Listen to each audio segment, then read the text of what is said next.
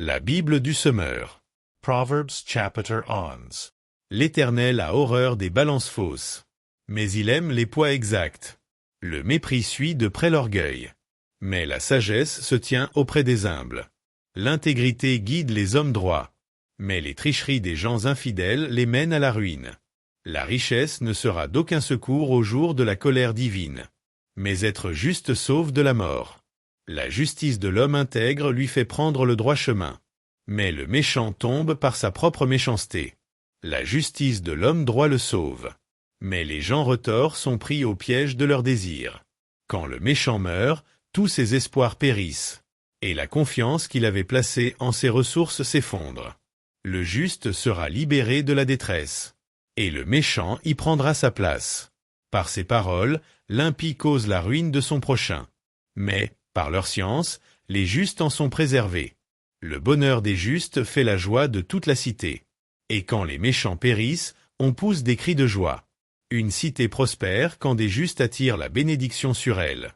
Mais les paroles des méchants œuvrent à sa ruine. Qui traite son prochain avec mépris est un insensé. Mais l'homme intelligent accepte de se taire. Le médisant divulgue les secrets. Un homme de confiance tient la chose cachée. Quand un peuple n'est pas bien gouverné, il décline. Le salut se trouve dans le grand nombre des conseillers. Qui se porte garant des dettes d'un inconnu s'en trouvera mal. Mais celui qui veille à ne pas s'engager assure sa sécurité. Une femme aimable obtient les honneurs. Mais la femme sans vertu est assise dans la honte. Les paresseux n'ont jamais d'argent. Les hommes énergiques obtiennent les richesses. L'homme bienveillant se fait du bien à lui-même. Mais l'homme cruel creuse son propre malheur. Le méchant fait une œuvre qui le trompe. Mais celui qui sème la justice reçoit un salaire sûr. La justice mène à la vie, mais celui qui poursuit le mal court à la mort. L'Éternel a horreur de ceux qui ont le cœur tortueux, mais il accorde sa faveur à ceux qui se conduisent de façon intègre. Vous pouvez en être sûr, en fin de compte, le méchant n'échappera pas au châtiment, alors que les justes seront sauvés. Une femme belle et dépourvue de bon sens est comme un anneau d'or dans le groin d'un porc. Toutes les aspirations des justes tendent vers le bien. Mais tout ce que les méchants peuvent espérer, c'est la colère. Tel donne libéralement et ses richesses s'accroissent. Tel autre épargne à l'excès et se trouve dans la pauvreté. Qui répand la bénédiction connaîtra l'abondance. Qui donne à boire aux autres sera lui-même désaltéré. Le peuple maudit l'accapareur qui retient son blé. Mais celui qui le vend sans différer obtient la bénédiction. Qui recherche assidûment le bien s'attire la faveur. Mais qui poursuit le mal tombera dans les griffes du mal. Ceux qui se confient dans leur richesse tomberont.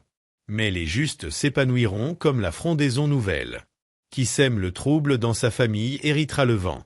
Et l'insensé deviendra l'esclave du sage. Le fruit que porte le juste est un arbre de vie. Et celui qui est sage gagne les cœurs. Déjà ici-bas, le juste reçoit sa rétribution. À plus forte raison, le méchant est le pécheur. Psaume chapitre 51 à 55. Psaume 51.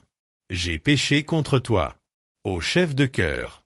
Un psaume de David, qu'il composa lorsque le prophète Nathan vint chez lui après qu'il eut péché avec Bathsheba. Aie pitié de moi, ô Dieu, toi qui es si bon. Efface mes transgressions, tu es si compatissant. Lave-moi de mon péché. Purifie-moi de ma faute. Car je reconnais mes torts. La pensée de mon péché me poursuit sans cesse. Contre toi seul, j'ai péché. J'ai commis ce qui est mal à tes yeux. Voilà pourquoi tu es juste quand tu émets ta sentence. Et tu es irréprochable quand tu rends ton jugement. Je suis, depuis ma naissance, marqué du péché. Depuis quand ma mère j'ai été conçue, le péché est attaché à moi. Mais tu veux que la sincérité demeure au fond de mon être. Tu m'enseignes la sagesse au plus profond de moi-même. Purifie-moi du péché avec un rameau d'hysope, et je serai pur. Lave-moi et je serai plus blanc que la neige. Fais résonner à nouveau la joie et l'allégresse pour moi. Les os que tu as broyés retrouveront la gaieté. Ne considère plus mes péchés. Tous mes torts, efface-les. Ô Dieu, crée en moi un cœur pur. Renouvelle en moi un esprit bien disposé. Ne me renvoie pas loin de ta présence. Ne me reprends pas ton Esprit Saint. Rends-moi la joie du salut que tu accomplis. et affermis-moi par ton esprit généreux.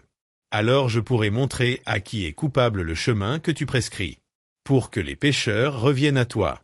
Ô Dieu, toi le Dieu qui me libère, viens me délivrer du poids de mon crime. Alors, par mes chants, je proclamerai ta justice. Éternel, ouvre mes lèvres, et je te louerai, car tu ne désires pas que je t'offre un sacrifice. Je t'aurais offert des holocaustes, mais tu n'y prends pas plaisir. Le seul sacrifice qui convienne à Dieu, c'est un esprit humilié. Ô Dieu, tu n'écartes pas un cœur brisé et contrit. Dans ta bonté, fais du bien à la ville de Sion, et bâtis les murs de Jérusalem.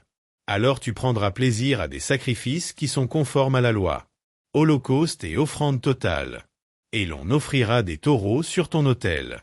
Psaume 52. La fin d'un arriviste. Au chef de chœur, une méditation F de David, qu'il composa lorsque Doeg l'Édomite vint informer Saül que David était entré dans la maison d'Ahimelech. Toi qui es fort, qu'as-tu à te vanter de ta méchanceté? Vois, la bonté de Dieu se manifeste chaque jour. Ta langue trame des projets de destruction.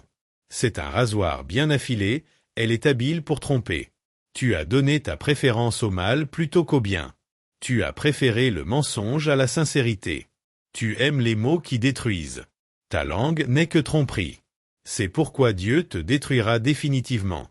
Il te saisira dans ta tente, et il t'en chassera. Il arrachera tes racines du pays des vivants. Alors les justes le verront et ils seront saisis de crainte. Ils se riront de toi. Le voici, l'homme qui ne prenait pas Dieu pour forteresse. Celui qui se fiait à ses grandes richesses, et qui se croyait fort par ses actes destructeurs. Mais moi, je suis comme un olivier verdoyant dans la maison de Dieu. Je compte sur l'amour de Dieu à toujours, à jamais. Je te célébrerai toujours pour ce que tu as fait. Je veux m'attendre à toi, car ta bonté se manifeste à ceux qui te sont attachés. Psaume 53. Égarement général. Au chef de chœur, méditation de David, à chanter avec accompagnement de flûte. Les insensés pensent, Dieu n'existe pas. Ils sont corrompus, ils commettent des actes iniques et abominables. Et aucun ne fait le bien. Du haut du ciel, Dieu observe tout le genre humain. Reste-t-il un homme sage? Qui s'attend à Dieu? Ils se sont tous fourvoyés, tous sont corrompus. Et aucun ne fait le bien. Même pas un seul. Ceux qui font le mal n'ont-ils rien compris? Car ils dévorent mon peuple, tout comme on mange du pain M. Jamais ils n'invoquent Dieu. Ils sont saisis d'épouvante, quand il n'y a rien à craindre. Car Dieu disperse les os de ceux qui t'attaquent. Tu les couvriras de honte, car Dieu les a rejetés. Ah, que vienne du mont de Sion le salut pour Israël. Quand Dieu changera le sort de son peuple. Jacob criera d'allégresse, Israël, de joie. Psalm 54. Dieu m'a délivré. Au chef de chœur. Une méditation de David, à chanter avec accompagnement d'instruments à cordes. Il le composa lorsque les Iphiens vinrent dire à Saül, David est caché parmi nous. Dieu, interviens toi-même et sauve-moi. Agis avec puissance pour me rendre justice. Écoute ma prière. Ô Dieu, prête attention à mes paroles. Des étrangers m'ont attaqué. Des gens violents en veulent à ma vie. Ils n'ont aucun souci de Dieu. Mais Dieu est mon secours. Le Seigneur est mon seul appui. Qu'il fasse retomber le mal sur mes ennemis mêmes. Dans ta fidélité, réduis-les à néant. Je t'offrirai des sacrifices volontaires. J. Lueri, O Eternal, car tu es bon. Car de toute détresse, tu me délivres. Et je peux regarder mes ennemis en face. Psalm 55. Trahi. Au chef de chœur. Une méditation de David, à chanter avec accompagnement d'instruments à cordes. Ô Dieu, écoute ma prière. Ne te dérobe pas lorsque je te supplie. Prête-moi attention et réponds-moi. Abattu, je gémis, le trouble m'envahit.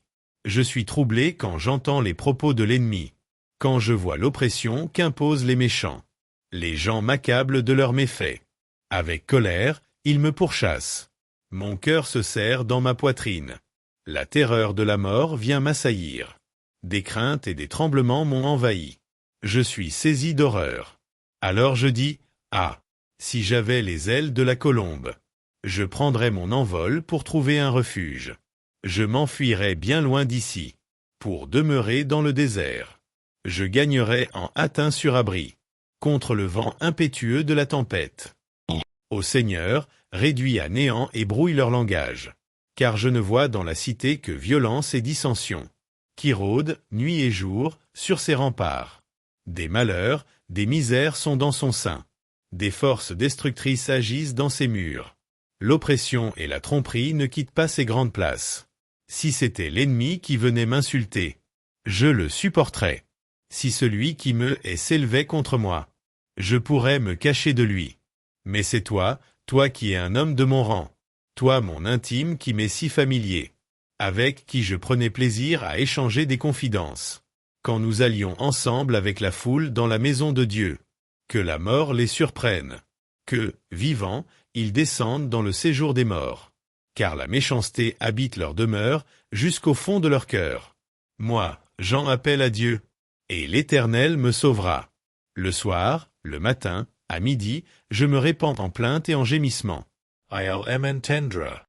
Et me rendra la paix, il me délivrera du combat qu'on me livre, car ils sont très nombreux à s'opposer à moi. Oui, Dieu entend, il les humiliera. Depuis toujours, ils règnent. Eux ne s'amendent pas. Ils ne craignent pas Dieu. Cet homme, lui, s'en prend à ses alliés. Il viole ses engagements scellés par une alliance. Sa bouche est pleine de douceur, plus onctueuse que la crème. Mais la guerre est tapie tout au fond de son cœur. Ses propos sont plus doux que l'huile. Pourtant, ce sont des épées nues. Rejette ton fardeau sur l'Éternel, il prendra soin de toi. Il ne laissera pas le juste s'écrouler pour toujours. Et toi, ô Dieu, tu les feras descendre dans le puits de la destruction. Ces hommes fourbes et sanguinaires n'atteindront pas la moitié de leur jour. Mais moi, je me confie en toi. Jean chapitre 14 du verset 1 à 14.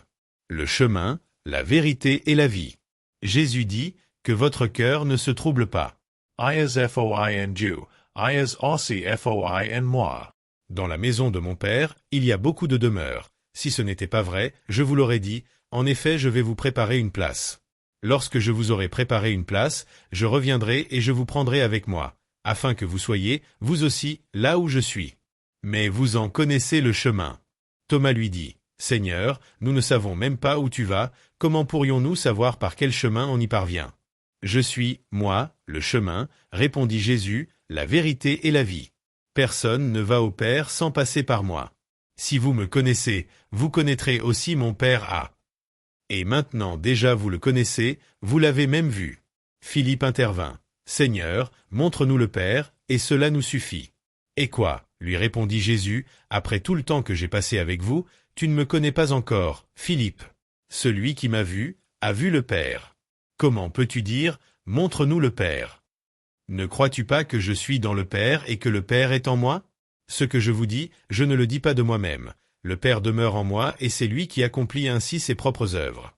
Croyez-moi, je suis dans le Père et le Père est en moi.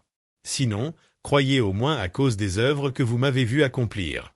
Vraiment, je vous l'assure, celui qui croit en moi accomplira les œuvres que je fais. Il en fera même de plus grandes parce que je vais auprès du Père. Et quoi que ce soit que vous demandiez en mon nom, je le réaliserai pour que la gloire du Père soit manifestée par le Fils. Je le répète, si vous me demandez quelque chose en mon nom, je le ferai. Deuxième livre des Chroniques chapitre 20 du verset 1 à 21. Une armée ennemie marche sur Juda, la prière de Josaphat. Par la suite, les Moabites et les Ammonites renforcés par des Maonites se mirent en route pour faire la guerre à Josaphat. On vint prévenir Josaphat en ces termes. Une vaste armée est en train de marcher contre toi d'au-delà de la mer morte et d'Édom. Elle a déjà atteint Hatsatson-Tamar, c'est-à-dire En-Gedi. Josaphat prit peur et décida de consulter l'Éternel. Il proclama un jeûne pour tout Juda, et les Judéens se rassemblèrent pour implorer le secours de l'Éternel. Ils vinrent de toutes les villes de Juda. Josaphat se tint debout avec l'assemblée des gens de Juda et de Jérusalem dans le temple de l'Éternel, en face du nouveau parvis. Il pria ainsi. Éternel, Dieu de nos ancêtres, n'es-tu pas Dieu, habitant dans le ciel, et n'est-ce pas toi qui domines sur tous les royaumes des peuples? Tu disposes de force et de puissance. Nul ne peut te résister. N'est-ce pas toi, notre Dieu, qui a chassé les anciens habitants de ce pays pour faire place à ton peuple Israël, et qui a donné ce pays pour toujours aux descendants d'Abraham, ton ami qui t'aimait aidé? Ils s'y sont établis, ils y ont construit un sanctuaire en ton honneur. Puis ils ont dit, si un malheur s'abat sur nous, une guerre, un châtiment, une épidémie ou la famine, nous viendrons nous tenir devant ce temple, devant toi, puisque ta présence est établie dans ce sanctuaire, et du fond de notre détresse, nous implorons ton secours, alors tu écouteras et tu sauveras eux. Eh bien, maintenant, voici que les Ammonites, les Moabites et les habitants des monts de Séhir viennent nous attaquer. Quand Israël venait d'Égypte, tu ne lui as pas permis de traverser le pays de ces gens-là, et il a fait un détour, il ne les a pas détruits. Et voilà comment ils nous récompensent, ils viennent nous chasser de la propriété que tu nous as attribuée. Notre Dieu, n'exerceras-tu pas tes jugements sur eux? Car nous sommes impuissants pour résister à cette immense armée qui vient nous attaquer et nous ne savons que faire, mais nous tournons nos regards vers toi. Tout Juda, femmes et enfants y compris, se tenait debout devant l'Éternel. La prophétie de Yahaziel. Alors l'Esprit de l'Éternel vint sur Yahaziel, fils de Zacharie, descendant de Benaïa, de Yéhiel et de Mattania, un lévite de la lignée d'Asaph, au milieu de l'assemblée. Yahaziel dit, « Soyez attentifs, vous tous qui habitez Juda et Jérusalem, et toi aussi, roi Josaphat. Voici ce que vous déclare l'Éternel. Ne craignez rien et ne vous laissez pas effrayer devant cette immense armée, car cette guerre n'est pas votre affaire, c'est celle de Dieu. Demain matin, marchez contre eux. Ils vont gravir la montée de la fleur. Vous les rencontrerez au bout du défilé à l'entrée du désert de Yérouël. Vous n'aurez même pas à combattre, contentez-vous de prendre position et de vous tenir là. Vous verrez l'Éternel vous accorder la délivrance. Gens de Juda et de Jérusalem, ne craignez rien et ne vous laissez pas effrayer. Demain, marchez à leur rencontre, et l'Éternel sera avec vous. » Josaphat se prosterna le visage contre terre, et tout Juda et les habitants de Jérusalem se laissèrent tomber devant l'Éternel et se prosternèrent devant lui. Alors les Lévites Kehathites et Coréites se levèrent pour louer l'Éternel, le Dieu d'Israël, en chantant d'une voix très forte. La délivrance. Le lendemain matin, ils se levèrent tôt, et les hommes se mirent en route pour le désert de Tekoa. Au moment du départ, Josaphat leur adressa la parole. « Écoutez-moi, hommes de Juda et habitants de Jérusalem. Faites confiance à l'Éternel votre Dieu, et vous serez invulnérables. Faites confiance à ses prophètes, et vous aurez la victoire. » Il s'était concerté avec le peuple et avait placé en tête de l'armée des musiciens pour louer l'Éternel et la majesté de sa sainte personne. Ils se mirent en route devant les soldats en armes en chantant. « Louez l'Éternel, car son amour dure à toujours. » Psaume chapitre 78 du verset 56 à 72. Mais ils ont voulu forcer la main au Dieu Très-Haut. Et ils se sont rebellés contre lui. Ils n'ont pas respecté ses lois. Ils se sont dérobés et se sont montrés traîtres tout comme leurs ancêtres. On ne pouvait pas leur faire confiance pas plus qu'à l'arc dont la flèche dévie. Ils l'ont irrité avec leur haut lieu. Par leurs idoles, ils ont provoqué sa vive indignation. Dieu l'entendit, il se mit en colère. Et il prit Israël en aversion. Il délaissa sa maison de Silo, le tabernacle où il résidait parmi les humains. Il laissa partir en captivité le coffre sacré, trône de sa force, et livra aux ennemis sa splendeur des. En colère contre les siens, il abandonna son peuple à l'épée. Le feu consuma ses adolescents. Et l'on ne chanta plus l'éloge de ses jeunes mariés. Ses prêtres périrent sous les coups de l'épée. Ses veuves n'eurent pas droit à des larmes. Mais, tout à coup, l'Éternel intervint, tel un dormeur sortant de sa torpeur, tel un guerrier exalté par le vin. Il frappa ses ennemis à revers. Il les couvrit d'une honte éternelle. Il écarta la maison de Joseph. Ne choisit pas la tribu d'Éphraïm. Mais il choisit la tribu de Juda. Le mont Sion qu'il prit en affection. C'est là qu'il édifia son sanctuaire tels les lieux élevés, comme la terre établie pour toujours. Il a choisi son serviteur David. Et il l'a tiré de ses bergeries. Il l'a pris du milieu de ses brebis, pour qu'il soit berger de Jacob, son peuple, et d'Israël qui est sa possession. David fut pour eux un berger intègre, qui les guida d'une main avisée.